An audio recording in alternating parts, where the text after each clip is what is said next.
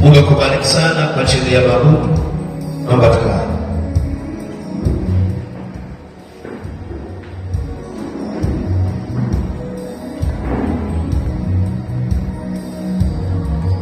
Neno la Mungu basi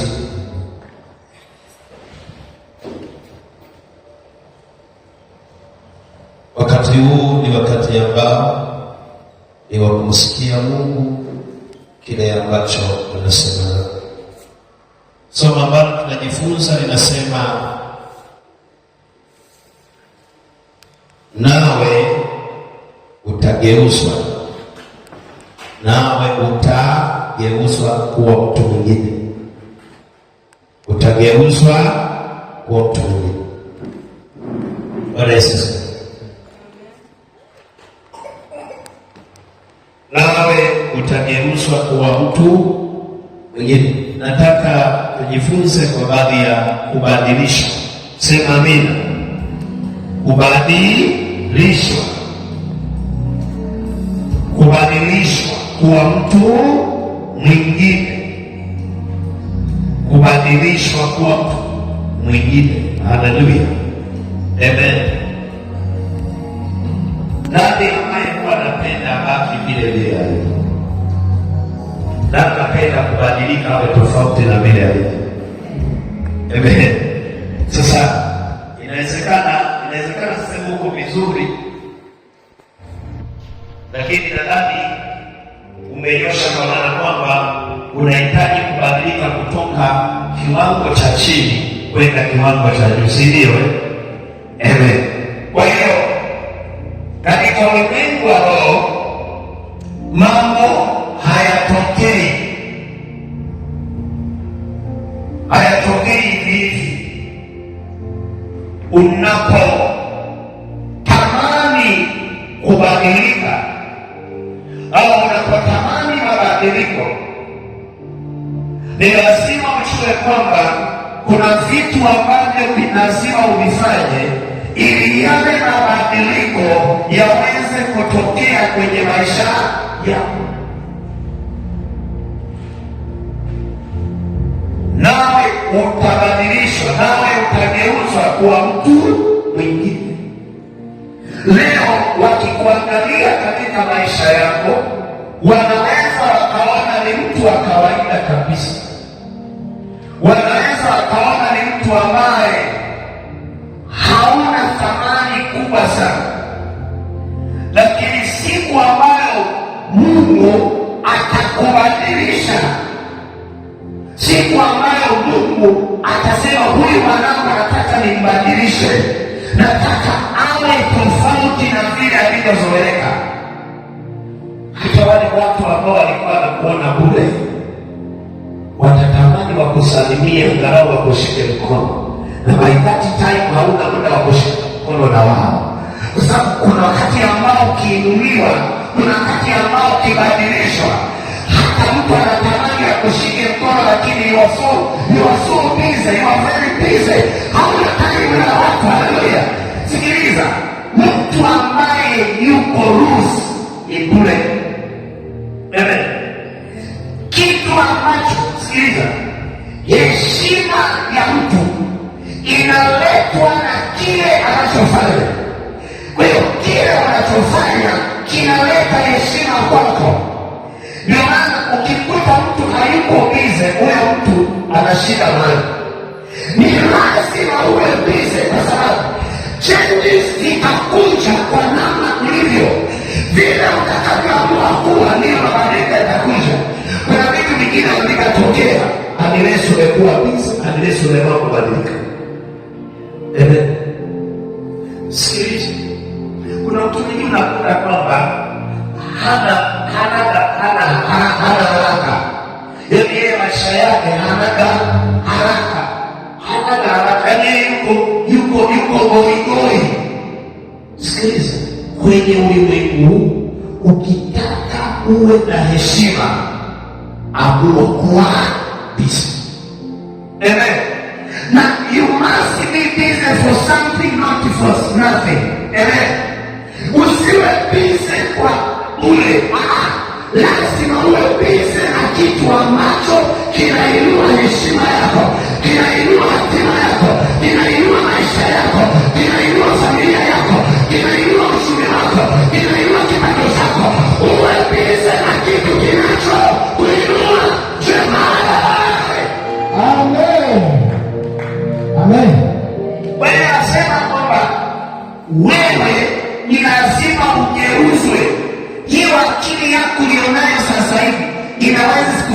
mahali nilipotakiwa kwenda.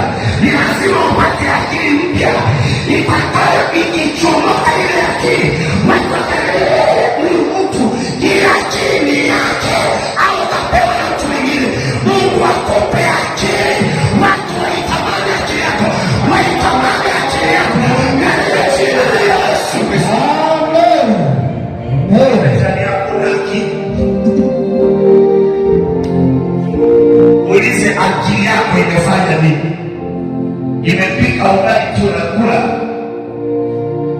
na wali, wambia akili yangu sio ya kupika tu, akili yangu sio ya hapa, akili yangu sio hii hapa. Nina akili ambayo ni lazima inaona miaka 50 ijayo, inaona miaka 30 ijayo. Mtu mwenye akili akikaa hapa anaanza kuona miaka 30 ijayo, vizazi vyake vitaishije miaka ijayo. Upewe akili kwa jina la Yesu Kristo. Amen. Uliza ndani yako, akili yako inaona miaka mingapi mbele? Amen. Akili yako inaona miaka mingapi? Sema amina. Haleluya. Akili yako lazima ianze kuona. Roho wa Bwana alikumbusha kuna miaka 10 imepita, mwaka 2014, 2015. Kuna vitu Mungu aliniambia kwa habari ya huduma. Bwana Yesu asifiwe. 2014 Mungu aliniambia, wewe niambia niko naombea mtu. Kuna watu walikuwa wanaambia naombea mtu alikuwa ni kama kiwete hatembei. Wala sijaanza huduma, niko naomba naombea, naona mtu, nilipoomba ile mtu akainuka na akatembea na akawa mzima. 2014 Roho akanikumbusha, kaniambia nilishakwambia yale ambayo nitatenda kupitia wewe, na sasa ni miaka 10. Roho akaniambia na kutengeneza kwa njia yale niliyokwambia na kuandaa ili yale yatakapotimia yafanyike kwa jina la Yesu. Haleluya. Amen.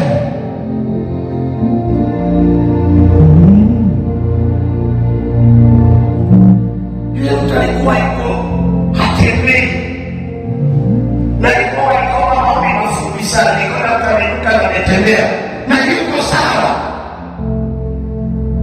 Sasa ile miaka mingapi? 14 bado nasema ni ngapi? Roho 11. Amen. Haleluya. Mungu akitaka kukupeleka kwenye kiwango alichokuandalia, ni lazima akutengeneze ufanane na yule anayemtaka. Hawezi kuamini haraka, ni lazima kutengeneze katika uwepo wa Mungu, utengeneze na Bwana. Baada ya kuonaye, baada ya kutengeneze, usikimbie kwenda mwambie Mungu, nipe hekima, nipe maarifa, nikae chini ya mkono wako. Amen. Amen. Amen. Sasa wewe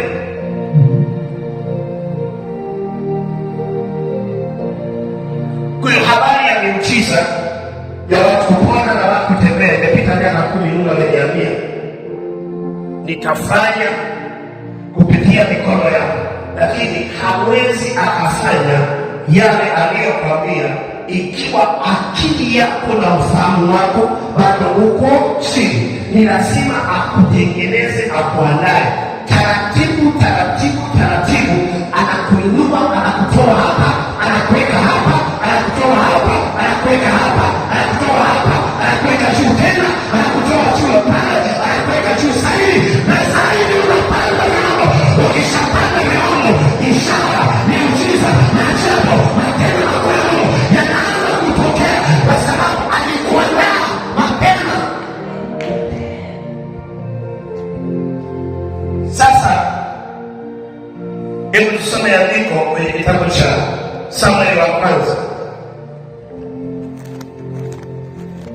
Samueli wa kwanza sura ya Samueli wa kwanza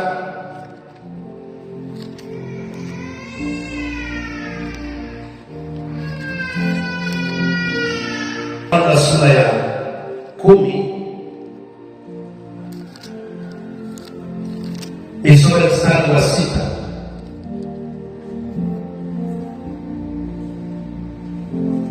mstari wa 6 mpaka wa 11.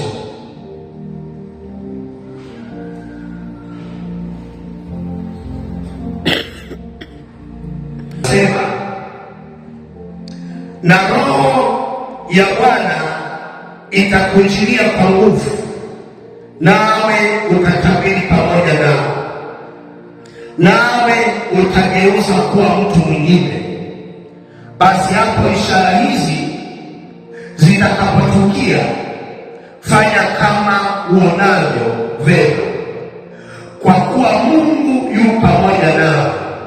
Nawe utateremka mbele yangu mpaka Gibeoni, nami angalia, nitakuteremkia huko, ili kutoa sadaka za kuteketezwa na kuchinja sadaka za amani.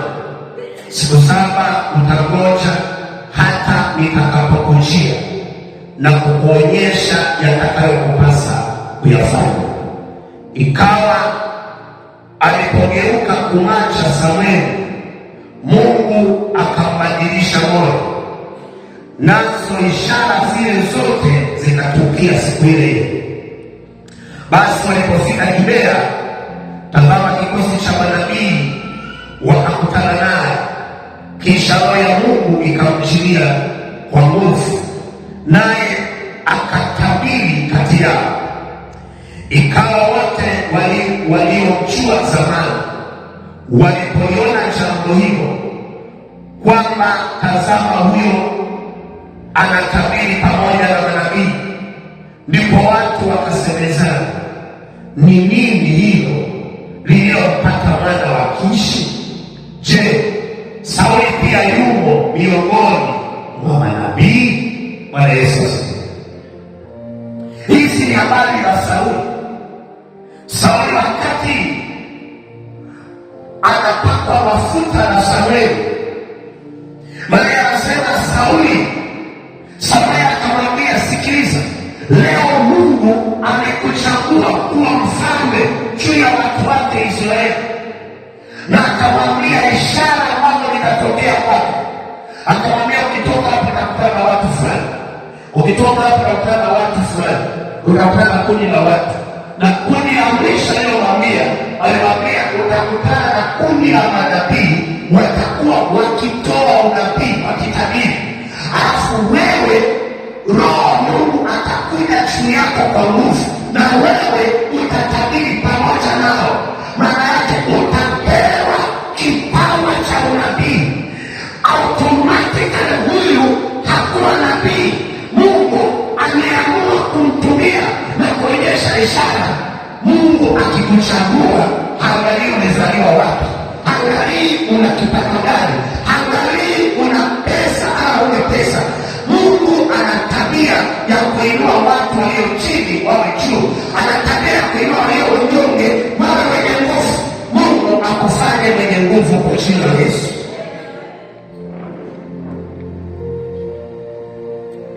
Kwa hiyo unaona maandiko yanasema, Mungu Samweli akamwambia Sauli, utakutana na kundi la manabii, na ile kundi wale manabii watakuwa wanatabiri, na wewe bila kujali umetokea wapi, Roho wa Mungu atakuja juu yako, na wewe utaanza kutabiri.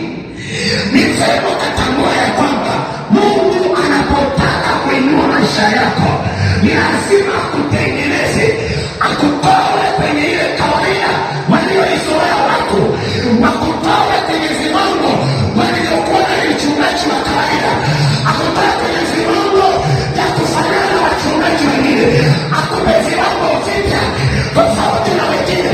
Alafu ndiye anasema, mwanangu, nataka nikutoe kutoka hapa, nikuinua kutoka hapa, nikujaze nguvu na uwezo na mamlaka kwa jina la Yesu.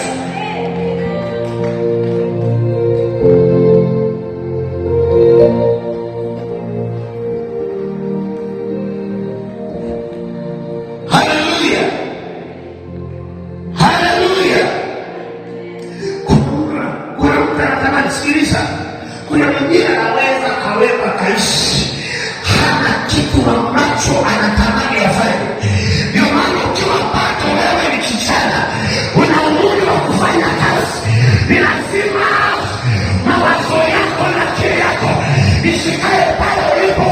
Lazima akili yako iwaze mbali. Ikiwa kijana, lazima akili yako iwaze mbali. Miaka 50 ijayo nitakuwa wapi? Nitaweka nini? Nitaacha nini? Nitaacha namna gani? Haleluya! Mungu akubariki kwa jina la Yesu. Amina. Shika mkono mwenzako, mwambie changamoto kwa jina la Yesu. Ni saa ya uzima kwa watu wote kwa jina la Yesu Kristo. Amina. Amen. Ndala kaburudisha ile piti hapa. Ila kapasite. Haleluya. Amen. Wakupe ufahamu. Ujue unaishi hapa. Unaishi hapa. Unaleta faida. Unaishi hapa. Unaleta faida. Mwambie Mungu, nataka kabla sijatoka duniani nitende jambo ambalo dunia itajua nilikuwepo hapa. Arusha. Amen. Amina.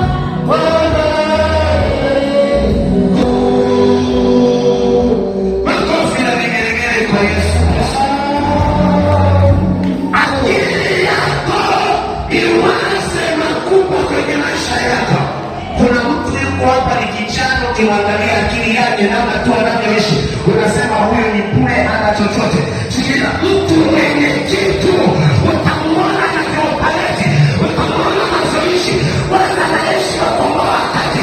Unashangaa mtu mzima unaishi kwa kukomboa wakati kwenye maisha yako.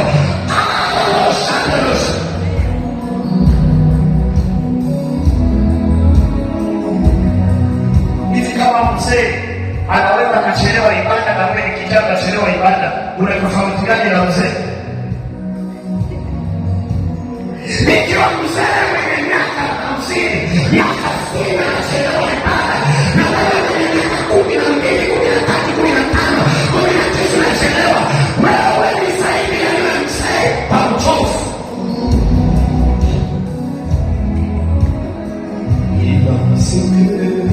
Amen. Mshike mkono kijana aliyemwamba, mwambie akili yako leo iamke. Acha uvivu wa kusema wote wa kijana. Biblia inasema na maandikia kijana kwa sababu ana nguvu, neno la Mungu liko ndani yake, anamshinda yule mwovu. Mwenye kijana aliyeko hapo, wewe umemshinda mwovu.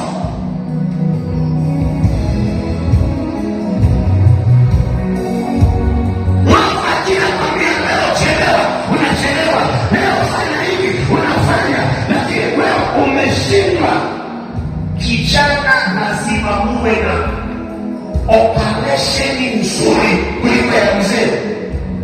Nikiona vijana ndio wanakesha, ndio wanaomba nakapasitiri nashamba hapa na kuwa fawe na kuwa tawala na kuwa madhabahu na kuwa ngome na tawala na shinda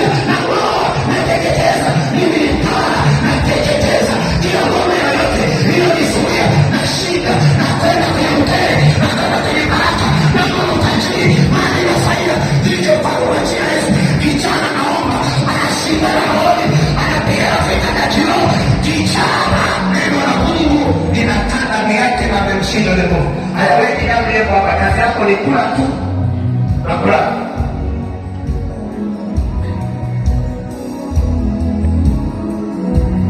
Haleluya. Mimi nikiwa kijana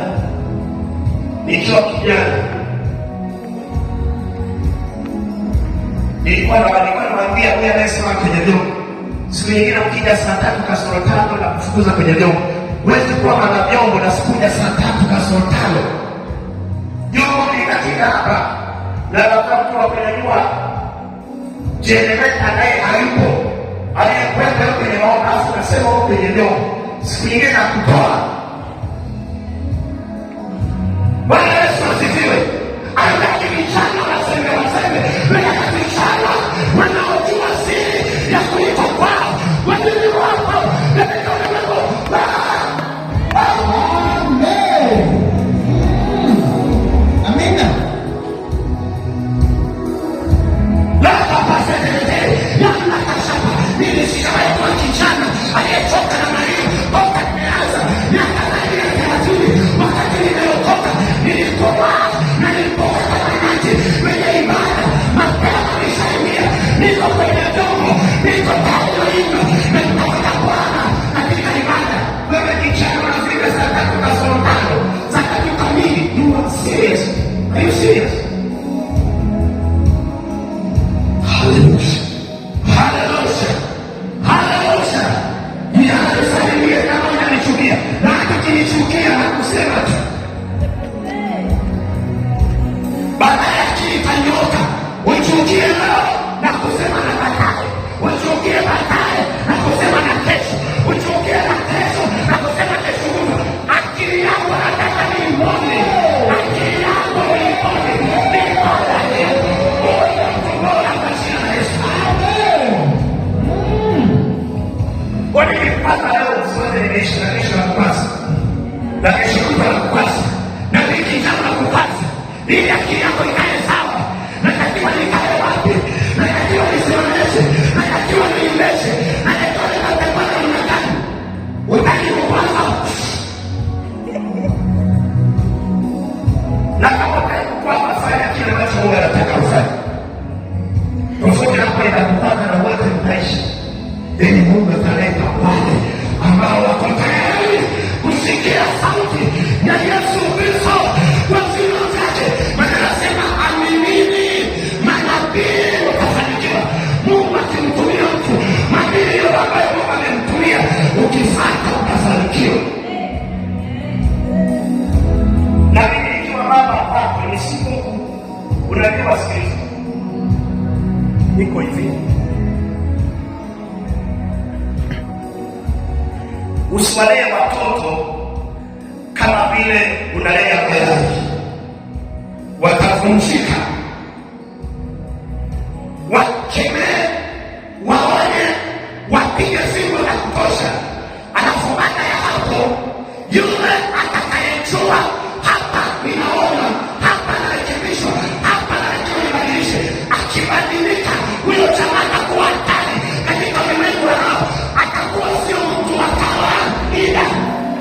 Wale vijana na wamama na watu wote walioko hapa, asiyetaka kubadilika anasema lakini kwanza nitaondoka atasakuika nenda tu, Yesu akaleta wengine, akaleta wengine kwa jina la Yesu.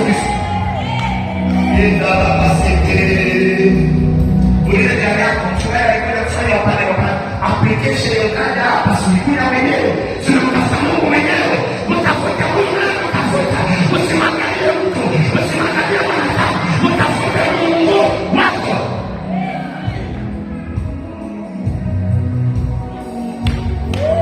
Haleluya.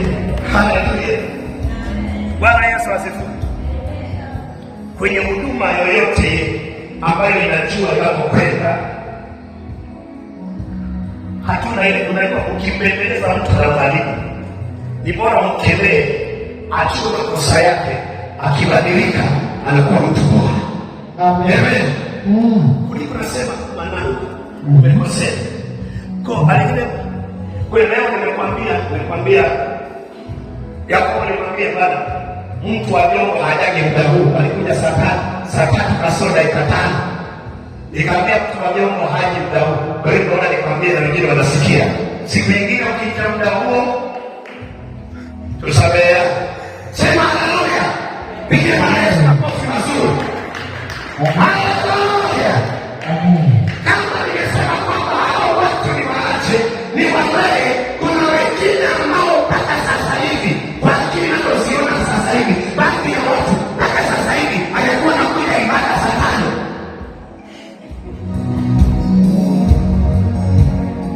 Yaani ikifika saa 4:30 ni anapoa maji kwenda bafuni, lakini lazima tusimame kile ambacho wanataka. Tunyoshe lura, tunyoshe kama mambo ya kae sawa, makapi yaende pembeni, mtampunga, alafu na ile mchele ulio safi uende mahali pake. Ni lazima kuonekane ngano na isiyo ngano matupu. Haleluya. Ukitaka kujua kanisani kwako kuna ngano na mafuta, wapeleke kwenye yani waingize kwenye moto. Alafu unajua ukiwapeleka kwenye moto utamwona nani ambaye ni ngano na nani ambaye sio ngano. Sasa ukiwapeleka kwenye moto unachagua huyo sio ngano, huyu ni magugu. Sasa unamsaidia. Kama ni kusaidika, unakutana na kusaidika. Kama sio wa kusaidika, unamwambia Mungu, sasa Mungu naomba ufanye unachojua kwa habari ya huyu. Sasa nimejaribu kumsaidia, asaidiki. Amen. Achana yeye bado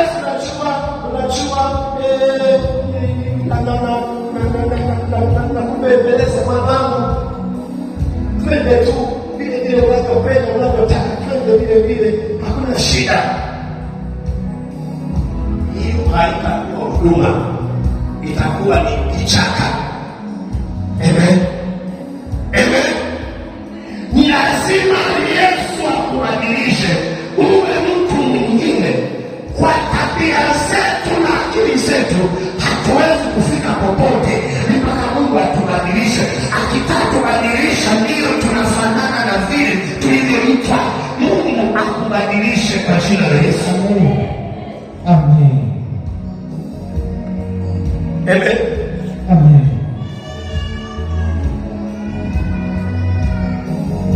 Sasa wewe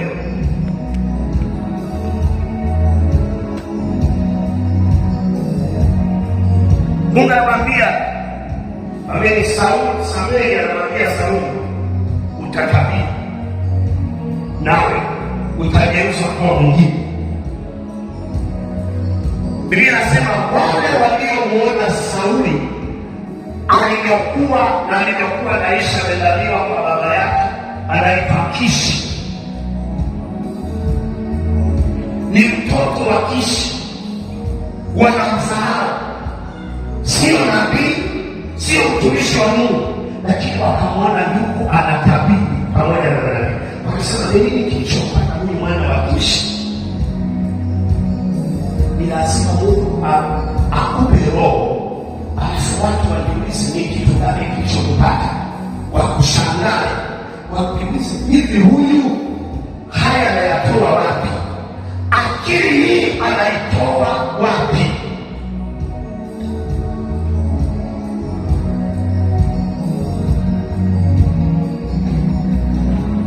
Bwana Yesu asifiwe. Amen.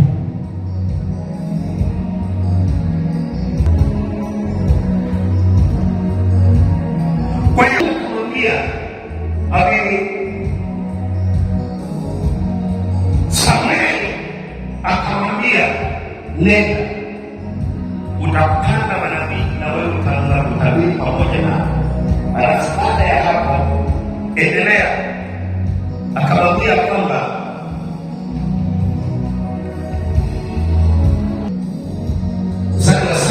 anasema, basi hapo ishara hizi zitakapotukia, fanya kama uonavyo vema, kwa kuwa Mungu yu pamoja nawe. Anasema ni lazima uwepo ishara.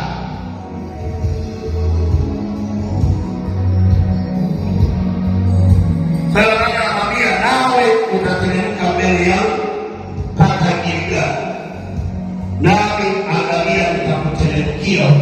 ili kutoa sadaka za kuteketezwa na kuchinja sadaka za amani.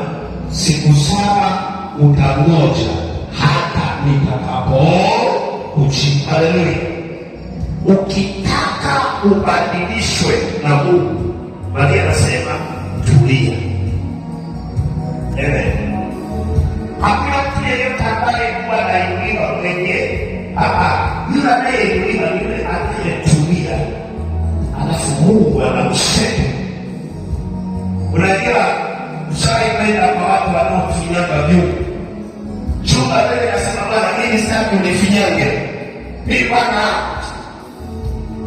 ule udongo unatulia, ile finyanga, udongo umetulia, baadaye kinatoka chungu. Kwa hiyo ukitaka Mungu akutengeneze, cha kwanza uwe mnyenyekevu. Ukitaka uinuliwe, hata kama ni mahali popote, kama ni kwenye huduma au ni mahali popote, lazima uwe mnyenyekevu. Unyenyekevu utakufanya uinuliwe zaidi. Bali anasema Samueli akamwambia, nenda, ukifika kule Gilgal subiri kwa siku 7 mpaka nitakapokuja nikwambie cha kutenda. Haleluya!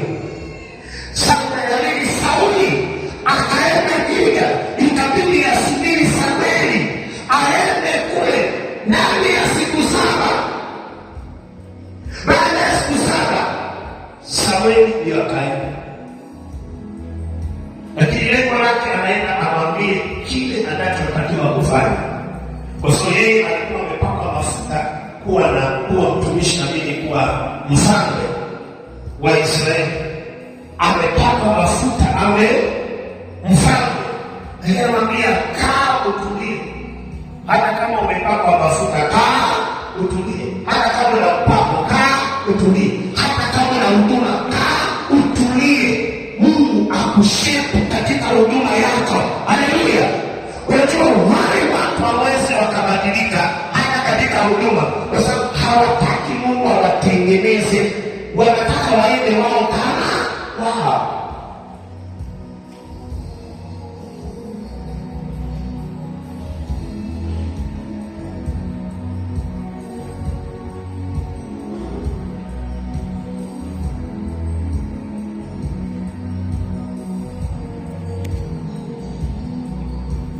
Unaona, Mungu anapotaka kumbadilisha mtu ni lazima huyo mtu kwanza ajue kwamba anahitaji kwenda wapi, au maono yake na focus yake ni. Na Mungu hawezi kubadilisha nje na kile ambacho unatamani wewe. Kuna baadhi ya vitu ambavyo usipobadilisha maisha yako hayawezi kubadilika. Kuna tabia ambazo usipoziacha maisha yako hayatabadilika.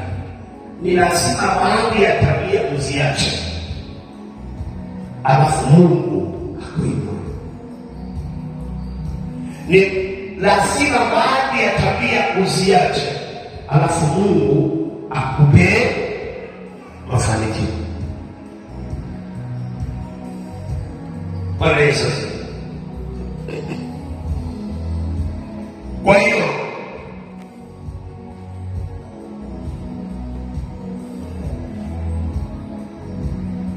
Sauli alipoenda, Maria anasema alipoanza kutabiri watu wakamshangaa. Kwa nini huyu anatabiri? Kwa nini huyu anatabiri? Kwa sababu ukianza kufanya vitu ambavyo ni tofauti na vile walivyozoea, lazima waseme. Ukianza kufanya vitu ambavyo ni zaidi ya vile walivyovizoea kwenye maisha, wamezoea kuona ni fulani, wamezoea kuona wewe ni mchungaji wa kawaida, wamezoea kuona wewe ni mwinjilisti. Lakini siku utakapobadilishwa ukaanza kufanya tofauti na vile walivyozoea, lazima waseme. Na kama hawayasema, ujue bado.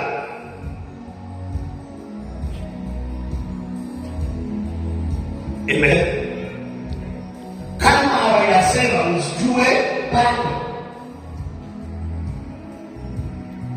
Kwa hiyo Mungu anapotaka kubadilisha,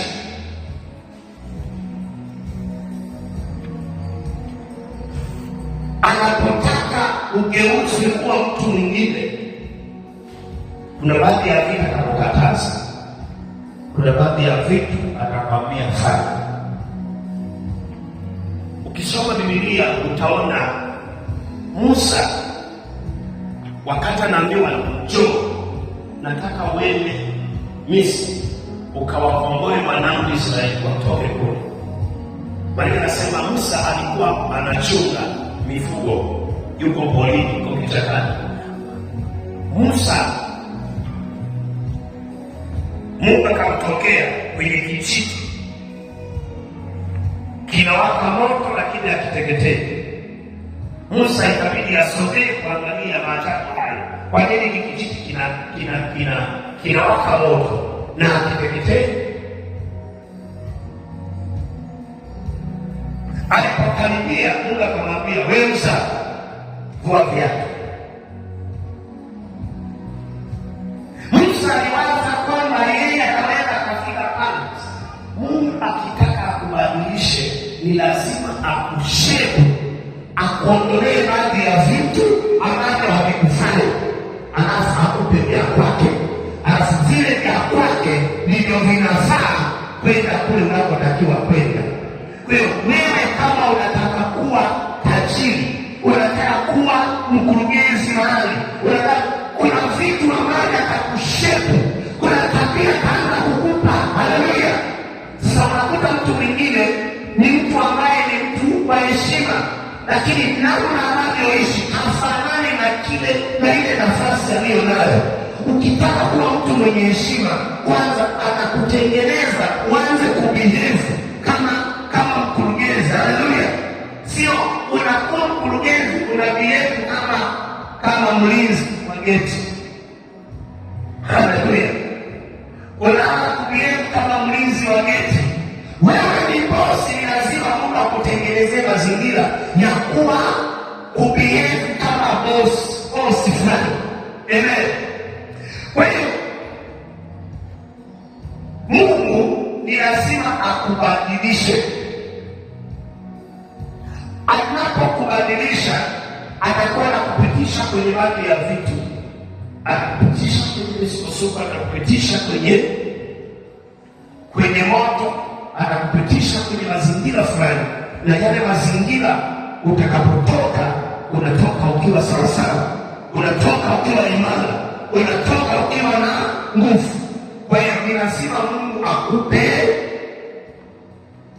tabia zake, akuondolee za kwako. Kwa hiyo Musa akaambiwa vua viatu, akavua viatu.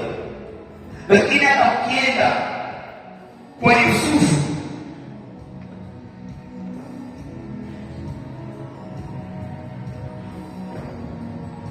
kabla ajawa waziri mkuu, Biblia inasema alifanyaje?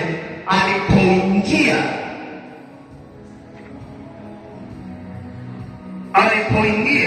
Biblia inasema wakati anaingia gerezani, alipoingia ndani ya gereza na akasingiziwa na akaambiwa kuna hiki, na akaambiwa kuna tatizo hili, na akaambiwa kuna hiki, wewe umebaka, akasingiziwa kubaka. Baada ya kuingia gerezani, Mungu akamwambia nakutengeneza, kwa sababu kutoka ndani ya gereza utakuwa imara, kwa sababu unapoenda kuongoza nchi ni lazima ujue utasema, ni lazima ujue utasingiziwa, ni lazima ujue utatafutwa. Huwezi ukaaminiwa kuwa kiongozi wa nchi bila kutengenezwa. Huwezi kuaminiwa kuandaliwa. Ni lazima uandaliwe, ni lazima utengenezwe. Sasa wakati Mungu anakutengeneza, Mungu anakuandaa, lazima uwe mnyenyekevu.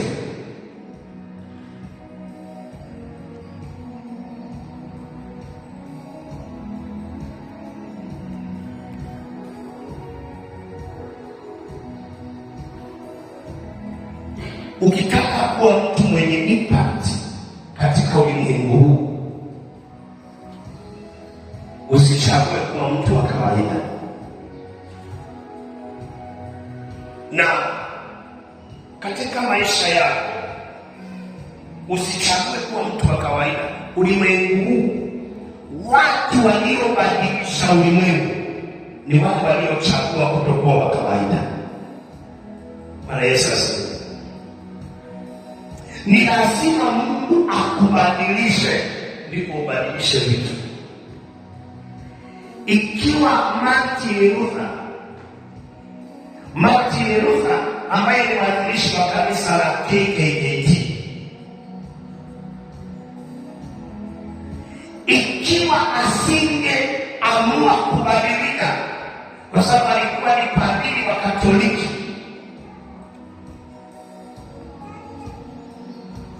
baadaye akasema no, ni lazima nitoke hapa.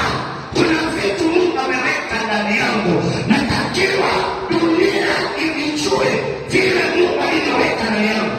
Akaamua kutoka, akaanzisha KKKT. Bwana Yesu asifiwe.